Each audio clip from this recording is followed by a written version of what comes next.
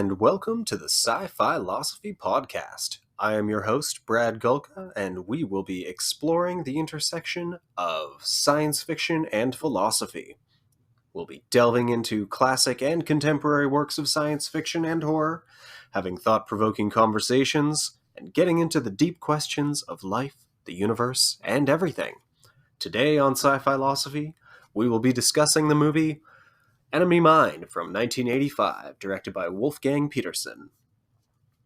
My guest is Amy O'Brien Gulka, and without further ado, we will be putting spoiler alerts into full effect, so if you've never seen Enemy Mine, you might want to go watch it because we really get into spoiler territory. So, here we go. Enjoy the episode. Alright, and we're going. So welcome to episode 1 of the Sci-Filosophy podcast. My guest today is Amy O'Brien Gulka, who I have made watch a movie, and we're going to discuss it. Welcome, Amy. Hi, babe. Hi. Host Brad Gulka. Oh, yes. Okay, yeah, you are my wife. We should probably disclose that.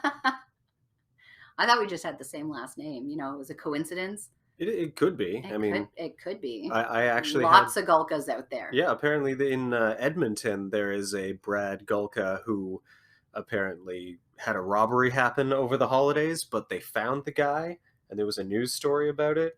And so now when you Google yourself, yeah, that's what you see? I had somebody be like, hey, are you in Edmonton? I'm like, no. That is not me, but there is apparently a Brad Gulka in Edmonton who was robbed recently, but they got the guy. I don't know if they got his stuff back, though. He was out of town when it happened.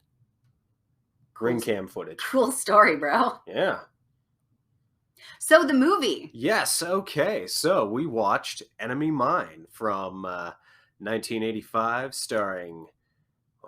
What is it? Dennis Quaid and Louis Gossett Jr. Yep. Directed by Wolfgang Petersen, who did friggin' Das Boot and the Never-Ending Story. So very, very serious German filmmaker. So many good movies. I had no idea until I looked at the IMDb what he had done before, and I went through all of his credits and was blown away because I love so many of his movies.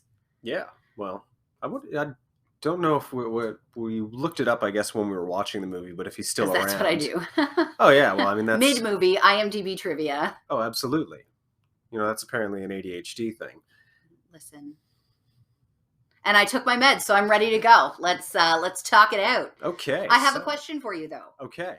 Since this is episode 1, yes. Why did you choose Enemy Mine as film number 1?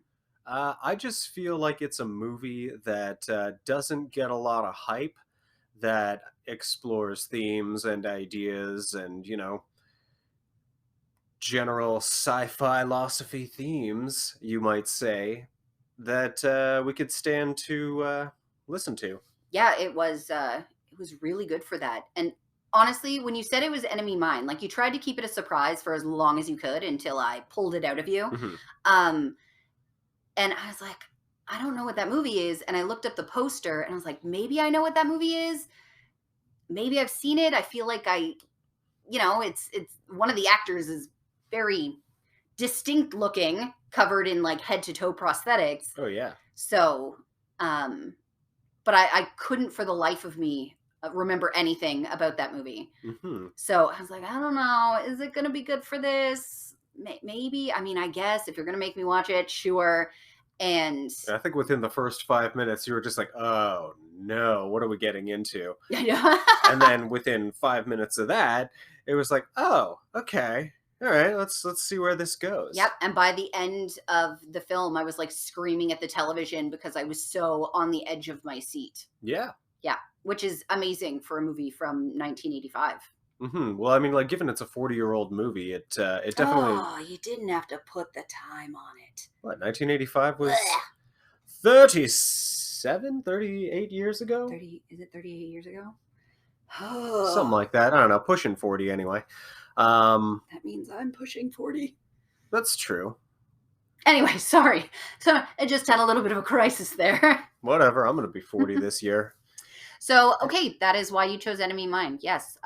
So shall we get into it? Yeah, I have my notes. let's get into it. Usually that happens like an hour into a podcast where they're just like, okay, let's dive in. The ADHD makes me terrible at small talk. So let's dive into this, shall we? Let's shall. Did you want to give a little synopsis about the movie? Sure. Well, I mean, we went over the cast, Yep. director, but basically, Enemy Mine is about in the distant future. I think it was like the 2090s. Yeah, that sounds Yeah, familiar. Yeah. humanity is a spacefaring species, and they're at war with other planets and stuff, and we're at war with a species called the Drac, and a Drac space fighter and a human crash land on the same small planet and have to learn to coexist to survive. Hmm. Yeah, that pretty much sums it up. So it's basically man is trying to take over the universe, one planet at a time. You know it. Wow. Come on, it was the 80s. That sounds so Those out are of character for us. Reagan years. So, okay. Within the first 5 minutes Oh, yeah. of this movie, there was a comment they were talking about. One of the characters was going on a date with a woman. Oh, okay. Yeah, the nurse back home, and yeah, I There, made a note of this. yep, that was the first note that I made as well. Just what was it? The white balloon. The white balloon. They called her the white balloon. Yeah, because she put on 20 pounds. My God. Yep. Can you believe it? So that was the first note where I'm just like, what? Okay, What are we? What? Seriously? It's Is like, this this is where we the were in 80s. 1985? Dear God. When 1985, we were in much worse places than that. I know. promise you that. But the thing was, I made note of that because a couple minutes later, they sort of wrapped that up in a nice way. Because they crash. He's his co-pilot, and they crash on the island, and he's like, while he's dying, he's just like, hey, don't call her the white balloon. That hurts her feelings. I love that you say they wrapped it up in a nice way while this man is literally dying. Yeah, but we don't care if guys die. Come on now. Oh my gosh. Come on. He has to die for the guy to be alone on the planet. Oh, absolutely. So they crash land, and the only people who are left on this planet are Dennis Quaid, Mm-hmm. and Or Willis Davidge. Davidge, yeah, and Louis Gossett Jr.'s character, Jerry. Yeah. Or they call him Jerry. It's Yeah, actually not. Jeriba Shigan. Yes. Yeah. So, and they're, mortal enemies. Mm-hmm. But, it's raining meteors, and they don't have a shelter. So they gotta, figure out how to get along to get food, to, deal with some of the local crazy wildlife. Okay, well, we're not there yet. Okay, so they're on this planet. What is my next note? The thing that I think I made a note of was Dennis Quaid had never seen a Drac in person before. Yeah. And it's made known because he narrates the whole thing. Yeah, because it's sort of like a film noir sort of thing where, he's got a narrator. Even had the score was sort of film noir before they meet up. They've got like the like, notes like that. What film noir sounds like? Yeah, like the trumpet and stuff. Yes. So yes, he narrates the whole thing, and at one point he says that he had never seen a Drac before. Yeah, but then he sees one swimming naked. But what I find not hilarious, that's probably not the right word for it, was the fact that he was at war with this species and he had never seen them before. Just following orders. Absolutely. Like, just get in there, make the kill, get out. They're the bad guys, we're the good guys, and that's as deep as you want to think about it. Oh my gosh. Yep. That's how we do. Mm-hmm. Gotta love it. Yeah, not much has changed or will change since this takes place in the future, but also took place in 1985. Yeah. Yep. Or was filmed then, or.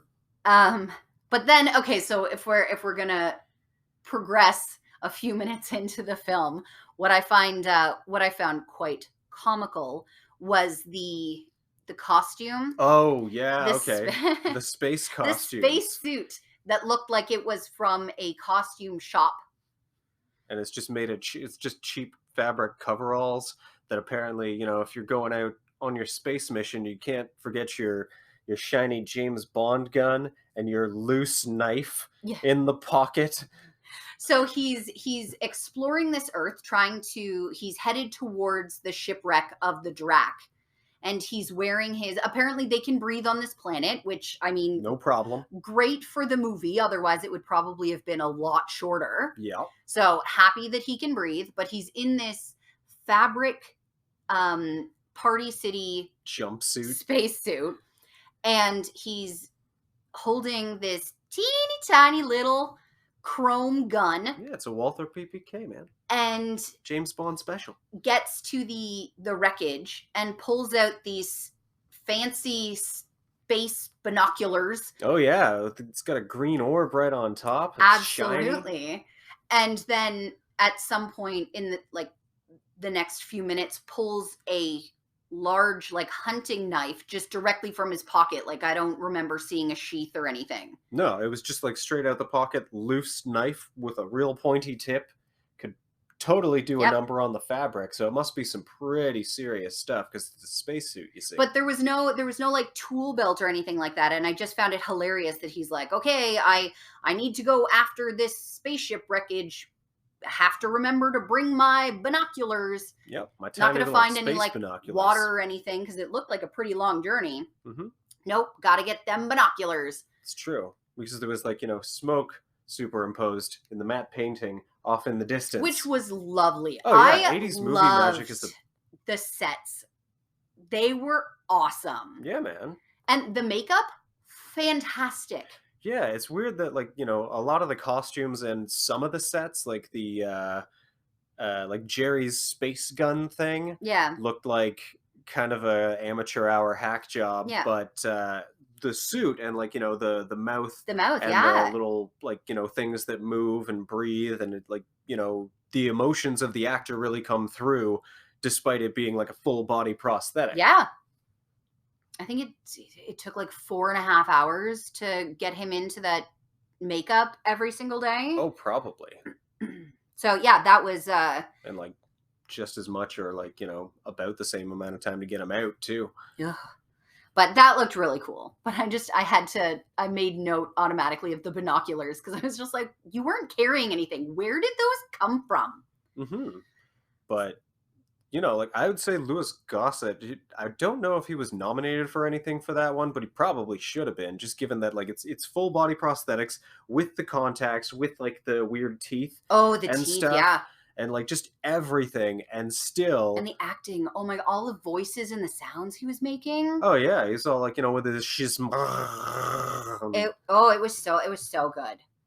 I'm gonna have to look into that further because I wanna know.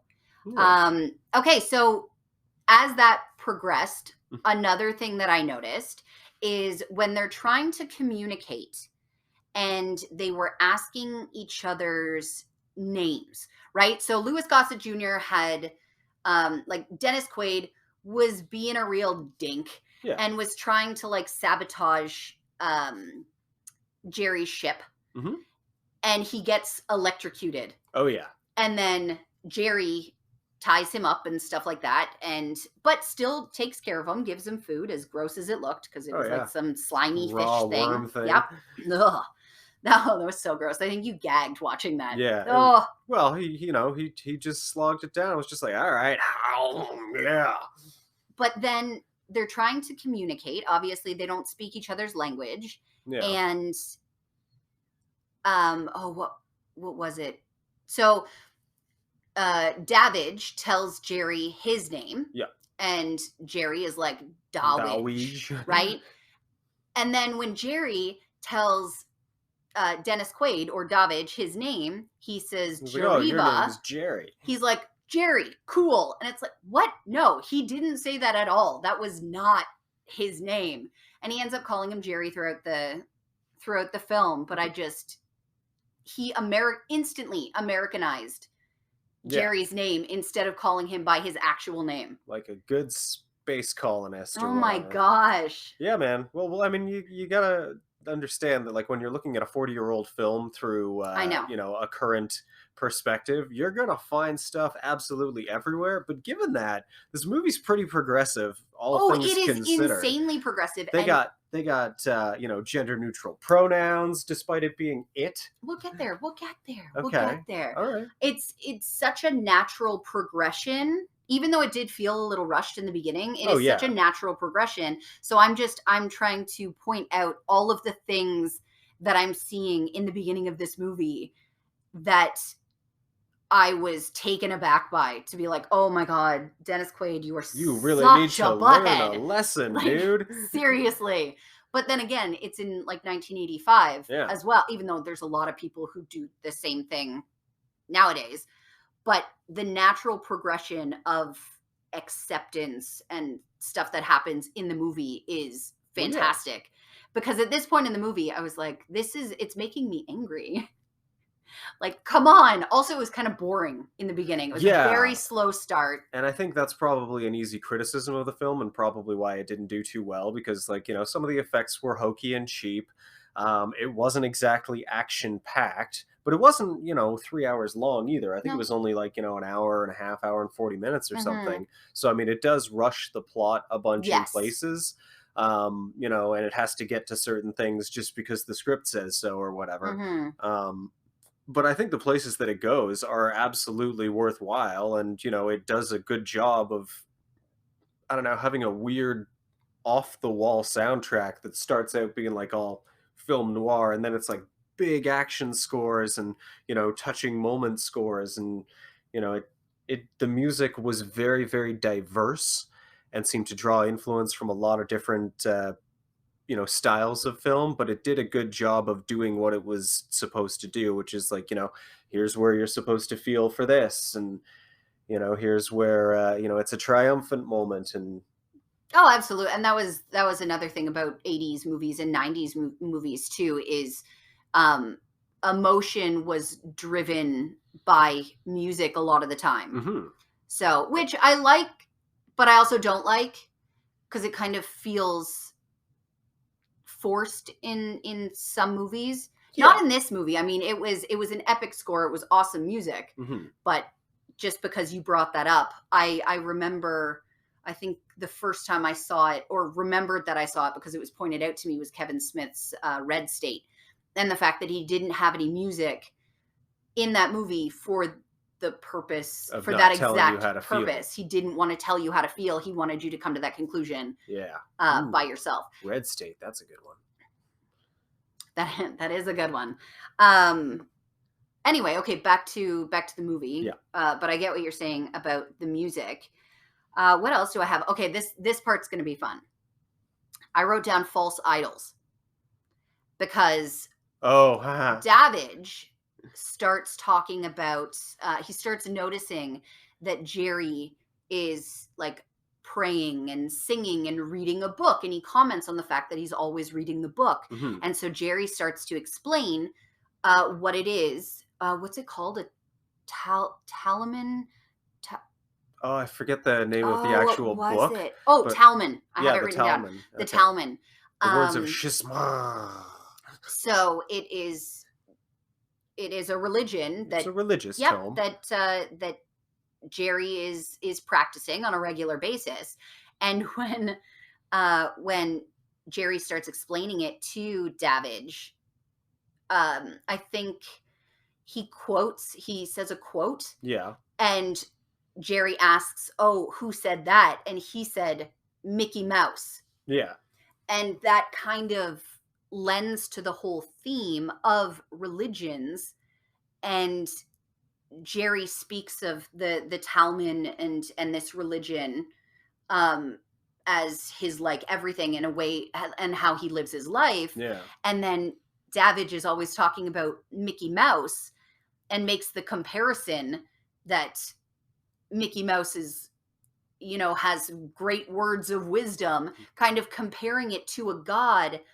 Well, And who knows about, like, what Mickey Mouse is going to be seen as in 2090? but I find that hilarious, that instead of mentioning like well, at one point he does kind of mention the Bible, Yeah. but instead of mentioning a great world religion Yeah. or great book, Hmm. he mentions Mickey Mouse Oh, as yeah. though it's on like the same level, and it just kind Or of like, showcases how we treat certain things in the world like Mickey Mouse and all of these kind of like false idols like celebrities and stuff like that, and we yeah, use their words and their maybe. advice as something that is on the same level of what somebody else's religion would be. Well, I mean, I guess that's true, but I mean, at the same time, like you look at like Kevin Bacon in Guardians of the Galaxy, right?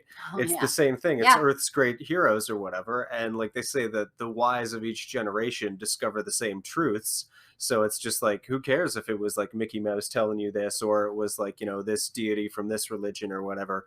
If it's true, it's true. Oh, absolutely. I just think that it was maybe a purposeful comment Yeah, on American culture absolutely.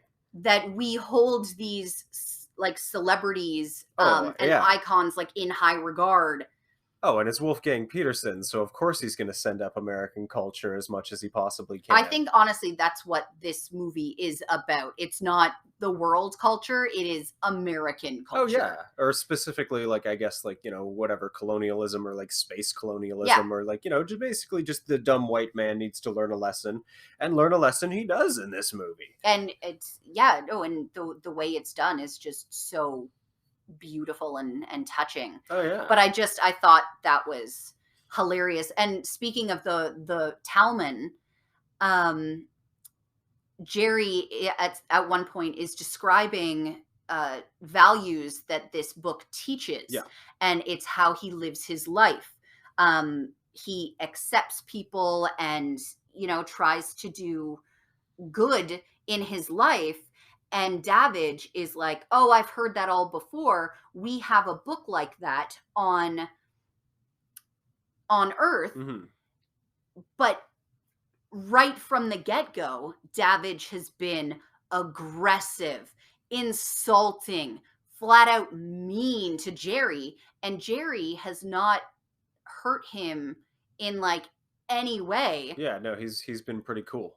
Yeah, like he's still fighting, but that's more of like a defensive offensive thing, Yeah, right? well, Like, it's just following orders, but not really enjoying it or wanting to be the aggressor or like be a space cowboy or whatever. yep, but he takes care of and even on occasion saves Davidge's Oh life yeah, when like that multiple friggin' times. like weird Sarlacc Oh monster yeah, thing. that thing was gross. Um, so I find it interesting that Jerry says that he lives by the words of the Talmud, and when Davidge says we have a book like that on Earth, and it's kind of like a practice what you preach kind of thing. Hmm. Jerry lives by the Talmud and practices what it has to say, and Jerry is like, "Oh yeah, we have this book that teaches us to, do no harm kind of thing." And yet, Ha ha ha! Bunch of hokey space nonsense. so That's understandable. I found that to be interesting Hmm. when that happened. It was like, "Oh, you do have that book and you know what it says and yet you're still kind of a butthead." Totally. So, what else do I have? Mm-mm-mm. Oh, there was one point. So, Davidge decides that he wants to go and explore Right. because he saw a ship. Yes. And so he decides, like, I need to go look for this ship because it might be our way out of here. Yeah. At this point, they had already like built a shelter and stuff like that. So they had been there for a while. Yep. Had a nice little life together. He's got a big old beard, long hair. He's looking like Tom Hanks in Castaway. And that's, you can't, in this movie, you cannot tell how long they had been there based on hair and beard. It's Because true because it didn't seem accurate. no, like he grew a beard and then it just kind of stayed there, despite the fact that they had been there for so long, it just stopped growing. Yeah.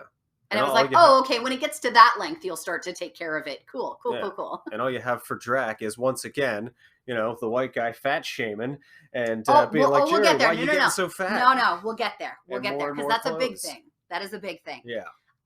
But I made a note wondering what people would do in this situation where so he sees this spaceship and decides he wants to go after it. And says to Jerry, let's go. And Jerry's like, I don't think so. I'm not going to do this. I think you should go and figure out what it is, but I'm not going to go with you. And I was just wondering in that situation, it becomes clear later why he chose to make that decision. But I always wonder in situations like that, what would you do if you're stranded on this planet and you have resources and you've built a shelter and you have a friend, Hmm. but You're okay, but where is it going? yeah, do you just kind of settle and make a life for yourself and resign yourself to just being there forever? Or do you take the chance of endangering your life to go and search this planet for a way off or for other people or things that now live on this planet? Yeah, and that just seems kind of like a straight question of values of like, okay, well, is it like safety over, rescue Mhm. or something? Like, because if you see an opportunity and you don't act on it or whatever, and then I guess you would value safety. Mhm. I'm not sure what I would do in that situation. Well, I mean, I guess it depends on the factors that may not yet be known in this particular movie and the situation, or like, why Jerry didn't want to go out and walk around where it's raining meteors all the time Mhm. and there's Yeah, but I'm saying, like, you space personally, what would monsters. you do in that situation? Uh, Your life as yeah, it is now, you're like, I live the exact same life that I do now, but I'm also an astronaut. yeah, sure, totally.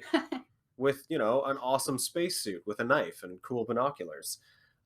You never really know what you would do in some kind of a situation like that because one, it's impossible to know all the factors that would go into it, Mhm. and two, you don't know how you would respond to that or what, like, because he had like his leg almost taken off by Yeah. a Yeah, sarlacc but he was the monster. one who was like, I'm going. Yeah, so I mean, I guess nothing ventured, nothing gained, and it's more so seemed to happen because the plot needed to move Oh, forward. absolutely. Yeah. So it's just like, all right, well, I'm just gonna fuck off, Jerry. See you later. Oh, by the way, I found some people over there, but they're not awesome.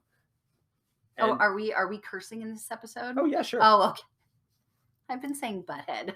Oh um Yeah, no, I totally get that. I just for some reason when a big decision like that comes up in a movie, I always try to figure out what I would do in that situation. It's kind of like when you see something like in a horror movie where you need to get to a spot in your like spaceship or submarine, but oh no, it's underwater and it's really far from here, so you have to hold your breath. yep. So you Okay. actually do it and you Yeah. hold your breath to see, like, if I was in that situation, would Absolutely. I die or would I make it? So when posed with big questions like that, I cannot help but think, what would I do in that Well, situation? yeah, that's just a mark of an engrossing film that yeah. um and then okay, so he returns, he found out that there are, what are they called, scavengers Yeah, they're kind of like on the other side of this planet, or maybe not the other side, but yeah, just across the ridge or or through the valley or way over there. yeah, a lengthy distance away. And he sees that they're humans, or he calls them like close enough to humans, but they enslave Drax. Yeah, to set up their like mining operation. I don't remember what they were mining, but Some kind of either like jewels or like some kind of minerals. mhm. So he sees that and he gets really upset about it, obviously, because he's worried for his friend now. Yeah. And so he goes back. Oh yeah, because like they're getting along. He's learning English and stuff. Oh yeah, and they man, they learn other people's languages really fast. Yeah. Like Jerry picked up on English very quickly. Oh yeah, enough to be making bad jokes like in no time. Oh my gosh. Oh, I love his character. So he goes back to Jerry, and I can't remember. Oh, he tells him, does he tell him first, or is there like a meteor shower first? I think he tells him first. Okay, so big surprise. Obviously, this is this whole podcast should be prefaced Yeah, spoiler that alerts across the board. spoiler alerts across the board. I'll We're have talking about this movie, but we'll put it in the intro in or the something. I'm going to intro mention that big spoiler alerts. that if you're going to watch this movie, maybe, or if you're going to listen to this podcast, maybe watch the movie first so that we can, you can kind of participate in the discussion. So big spoiler, but if you've seen it, you know what happens next, that Jerry is with child. What? And as an audience, especially in 1985, we're just like, whoa, that what? And But yeah, and like Willis is just like, what? Don't look at me. that was But he's super duper happy oh, he's about super it. happy about it. But the whole thing is as an audience in 1985, we're just like, whoa, What? that's weird. When in reality, there was never any gender mentioned, I don't believe, Yeah. for Davidge. We made our assumptions because of, the way they look, Or or Jerry, rather. the way Jerry looks, Yeah. and the way he sounds. But it turns out they're asexual creatures who just reproduce when the time When the comes, time air comes. quotes. And then you have to, recite your lineage to the council back on your home planet or something. And it's like a whole big thing. I'm curious to know, because we only saw a handful of actual Dracs, and they were very like mask presenting. Okay. I'm curious to know if If there there were any are. female actors under the suits, or No, not in this instance. I don't think there was. okay. They were male actors. But if Yeah. there are femme presenting, Hmm. or if it's all, mask presenting, and that is how they reproduce, and they produce more of these. Would they be like non-binary or like genderless, or Yeah, like I I don't can't know. gender them because I don't. They're an alien. They're a made-up alien race. Yeah. So I'm not sure the correct terms to use. Agendered or like like I don't know, I think asexual. They're just kind of, weird lizard people who wear rags. Okay, and we're not equating asexual with weird lizard people. No, no, Just no, as no, nothing like that. No, I'm just saying like the just the Dracs. way that That sounded. and I feel like Drac like are they the Drac there's more to the name, but like the Drac people are just, Hmm. they're one gender and like their pronouns are it in In the movie, yeah, yeah, it was it. They were called it. it or they. Yeah. Yeah. So anyway, Jerry is having a baby, and the way David or Dennis Quaid's face Oh lights up yeah. He at does this that Dennis news, Quaid. Ha ha. it made me so happy. I actually teared up Yeah. because I was so proud of him. Because when that information was made known, I was like, oh no, what is he gonna do? But he made me happy. I He's was just like, there's proud. gonna be a baby, yay! Oh my gosh. And And then, the "don't look at me" comment was oh hilarious. yeah, like, well, don't look at me. So, yeah, there was kind of it was nice to see. Well, it wasn't nice to see, but at the beginning of the movie there's like racism and stuff like that, Oh and yeah, well, I mean, but there didn't seem to be any kind of like homophobia yeah, in there, which, you know, you yay, expect good for that in the them. '80s for sure. So yeah, that was really nice. He was so happy.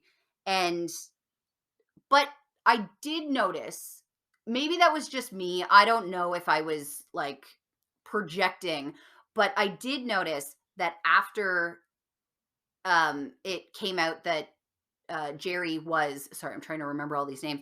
Jerry was with child. Yeah, They did sort of like feminize his behavior.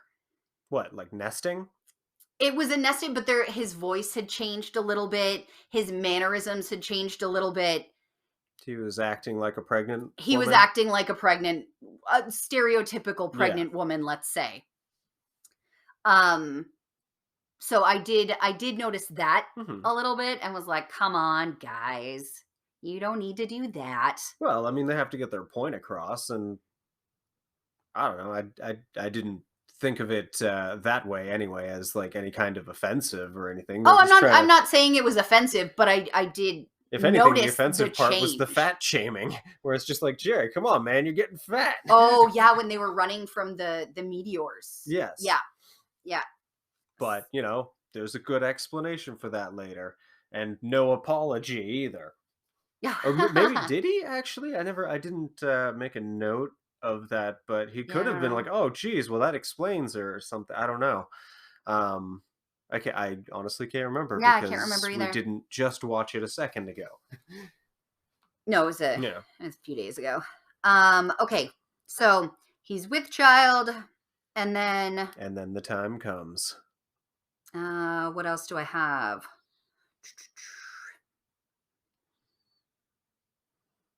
Okay, so they name this little kid Zamus. Zamus, Yep.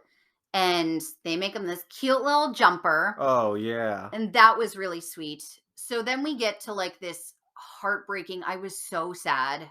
I was so sad. This heartbreaking point where Zamus is about to be born, and I guess something goes wrong or something goes wrong, and poor Jerry does not make it. make it through this. But the interaction as Jerry is dying is very sweet and heartwarming Oh, and very touching. absolutely devastating.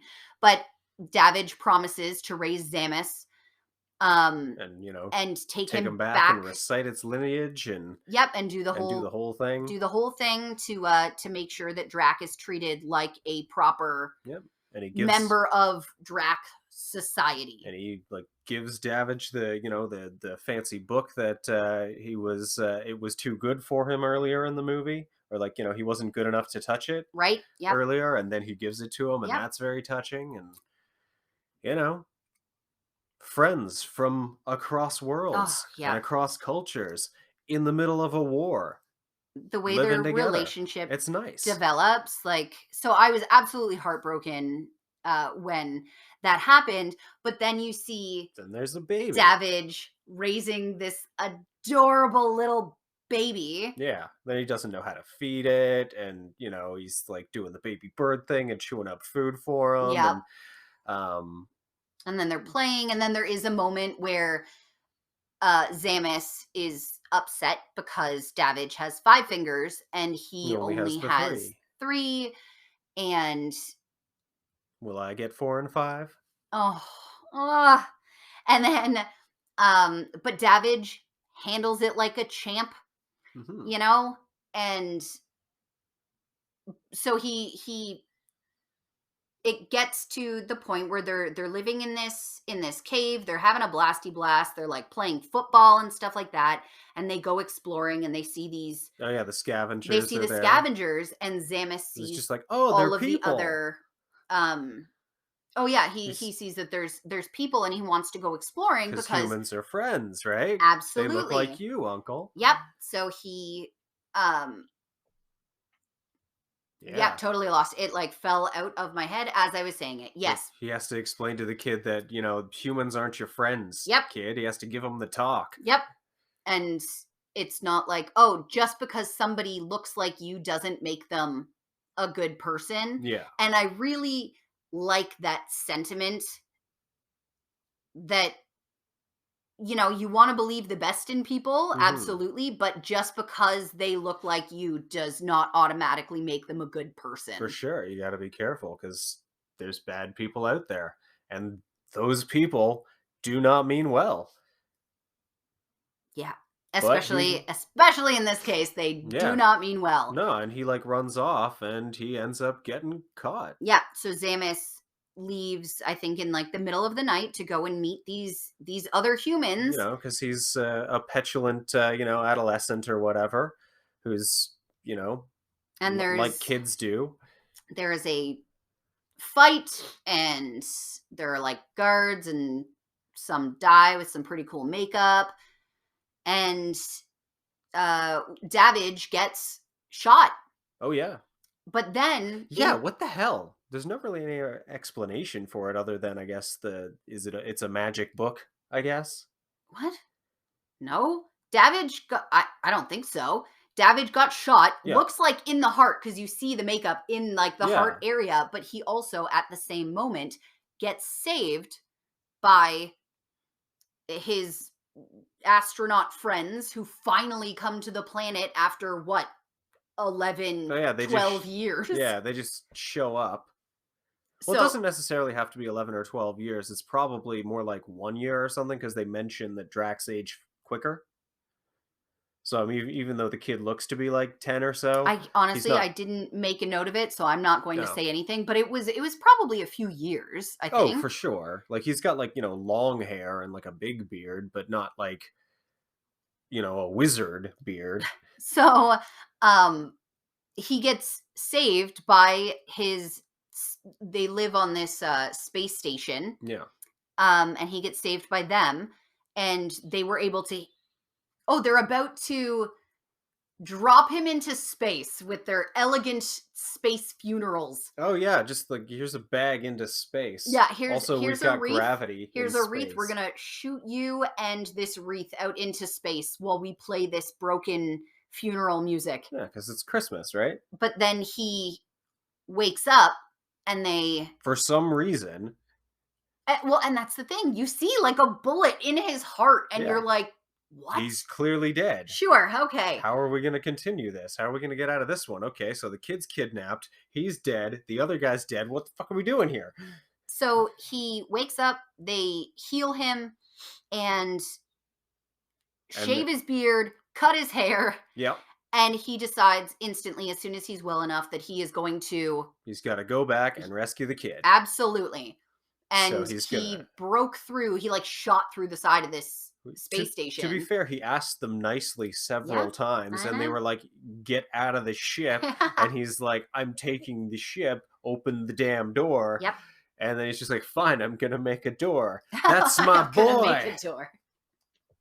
So, and he goes back and um, And nobody chases him for a infiltrates while, I guess. infiltrates this, Mining because operation. this mining operation. But I mean, he looks like he's a human, right? Yep. So he was able to walk in no problem, and he starts asking these Drac where Zamus is, Hmm. and one of the guys he pulls out the little book necklace that he is wearing, and the Drac recognizes it. And he's just like, "Oh, your uncle." Your uncle, yeah, and tells him like if he's if Zamus is still alive, he's over in here. And Davidge goes and he finds him, and it was so. I was on the edge of my seat this whole time. Oh yeah. I was so like anything with children involved, and I'm like, oh, we need to figure this out. This better work out, or I'm setting this movie on fire. Yeah. So, But thankfully, oh, it so does work out. he finds Zamus, and he was being held captive, and there's a fight, a ruckus. Oh yeah, there's some punching and maybe some shooting and Oh, that epic, like in the mining with like all the rocks and stuff like that. They use the machinery oh yeah. to like they worked that into the fight with like the rocks and being crushed and stuff. It was very tense. Oh yeah, and like in the smelter thing, or what do you call like one of those smelting cauldrons? There's a name for it. It's not important. And We're just giving away the entire plot of the movie. Like you don't even have to watch the movie now. well, I'm hoping that they've watched it beforehand. That's true. Otherwise, I mean, yeah, we are just giving it away. Yeah, but Definitely put that in the intro. yeah, Before you watch this, please go watch this movie. Otherwise, we are going to explain the whole thing to you. yeah, including the like kind of lame '80s ending where they're just like No, no, okay, no, we're not there yet. okay. We're not there. Oh, I'm sorry. So, this fight, the one thing that I noticed was this poor child actor getting thrown around Oh yeah. because he's unconscious the whole time, and people are throwing him into these rock bins to get crushed by rocks, and then they're pulling him out and he's getting slid across the floor. Like it was crazy. You want to hope that there's like something in there that says no children or Drax were harmed in the making of this film. You got to look for those. But I mean, it was the mid '80s. I'm not sure if that was like entirely a thing yet. I'm pretty sure that was one of those things that you see like September 8th, 1977, Geneva warnings, like the big red warnings that were on movies forever after. I don't remember. What? Oh, the thing at the beginning of movies, they made some kind of agreement in Geneva in September of 1977 for ratings and standards of films or something.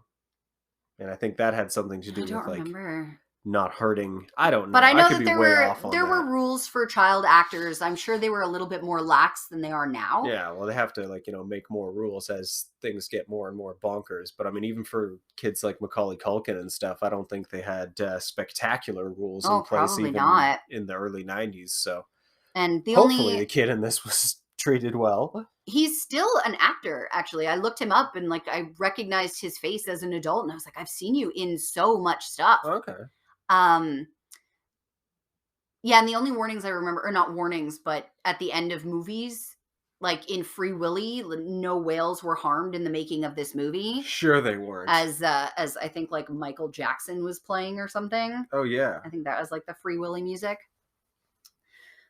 It's too bad. Anyway, so wow. there is there is this fight, and thankfully everybody who you want to make it out makes it out, and then it just I think he like hugs him, and like the kid wakes up and says the Like 4 or 5 uncle. line. Okay, yeah. Well, I get 4 or 5, and Well, I get 4 or 5 about his yeah, hands, and then and then it just kind of ends, it and cuts they're to like, black. and you get the write up on the screen where they're just like, "Yep," and then he did all the stuff he promised to, and it was all great, and roll credits. Okay, bye guys, we'll see you later. We ran out of money. Roll credits. Yeah, Yeah, which I love when they do that in the '80s, where it's just like I don't know. Another example is like the end of The Fly, where it's just like Sheena Davis just shoots him in the head with a shotgun and cries and roll credits, and that's the holy whole movie. spoilers, Yeah, I Batman. know. I'm spoiling every movie. That's what this podcast is going to be about, making sure that you don't even have to watch these movies because we make them seem way more entertaining than they probably actually are. Honestly, that sometimes works out, maybe not so much for movies, but with classic literature. Oh, yeah. Somebody will tell me a synopsis, or I'll read a synopsis about classic literature. And then when I attempt to read it myself, the writing is just, it's like it's in another language for me. I can't get into a lot of classic novels. I What, like, can't do it. I love the story and I want to be a part of that story and I want to like really enjoy it, but I can't because of the way authors wrote at certain periods of time in history. like Anthony Burgess with Clockwork Orange or like Irvin Welsh novels where it's all like Scottish slang and Oh, the slang I can deal with. I don't know. You ever read Clockwork Orange? No. I defy you to like go pick up a copy of that book, open it to a random page, put your finger down, read that sentence, and tell me there's not at least 1 or 2 words in that sentence that you're like, what is this Well, I gobbledygook? mean, like same thing goes for the movie. Half of it was just made up words. Well, yeah, because it was from the book, Oh, thanks. and you can get one in the yarbles if you have any yarbles. So yeah, it all works out in the end. But I before when you had said we are going to be doing this movie for the first episode, Yeah, my initial thought was, oh, why? There's so many amazing movies that you can do as episode number one. yeah. But, you know, it is your show and I am happy to be a part of it. And then when we started watching it, it kind of reaffirmed the whole why are we doing this? Yep. Why are we doing this movie? And then as the movie went on, I was like, holy shit. This is the perfect movie for episode number 1. There are so many things to discuss. Oh yeah, we got themes of like, prejudice, racism, war, like humanity, colonialism, friggin' like culture shock. Gender norms and expectations. Yeah. Yeah. Yeah, and just what does it mean to be human even? Or, what does it mean to be a being at all? Or I don't know, I guess we would call it a human being because, it's one of those Spock things where it's just like Drac was more human than Davidge. Well, I mean, if you're looking at it from a human perspective, absolutely. Yeah, like he was more of a humanist, say, than Davidge because, he didn't want to be at war. He wasn't just like a rootin' tootin', lasso lootin', pop gun shooting chicken hawk Yeah, or whatever. but we say it's more human, whereas Drac would probably Say just be it's like, like, nope, this is what being a Drac is. We're just an accepting bunch of living things. So well, we're not going to say that he's more human. We're going to say he's more Drac. yeah, And, you know, but you forgot about what he said about Mickey Mouse. That was wrong, and I'm sorry. oh my gosh, It was wrong what he said about Mickey Mouse. it's true. Yeah, Yeah, no, don't talk shit about Mickey Mouse. it's true. But I think that that feels like a good place to wrap it up. We discussed the film. I guess I have a handful of questions. Okay.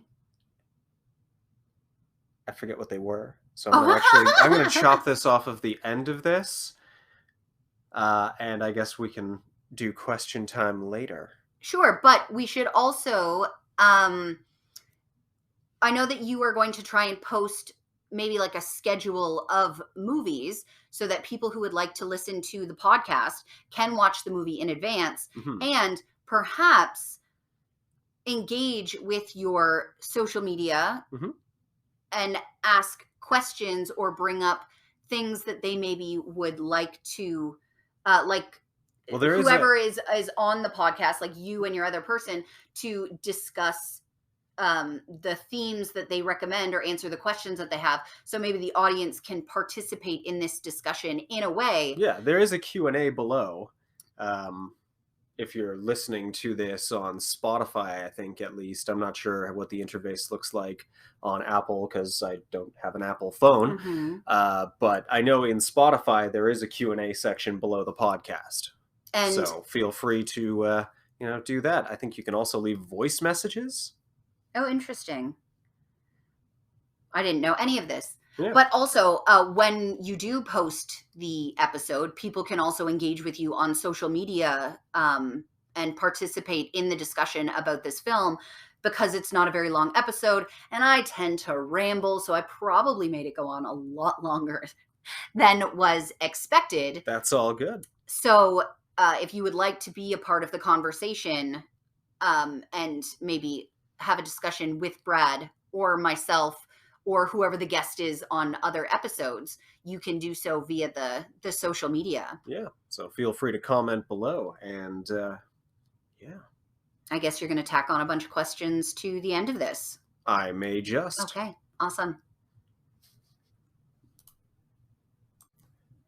Okay, I remembered a few of those questions anyway. So, question number 1.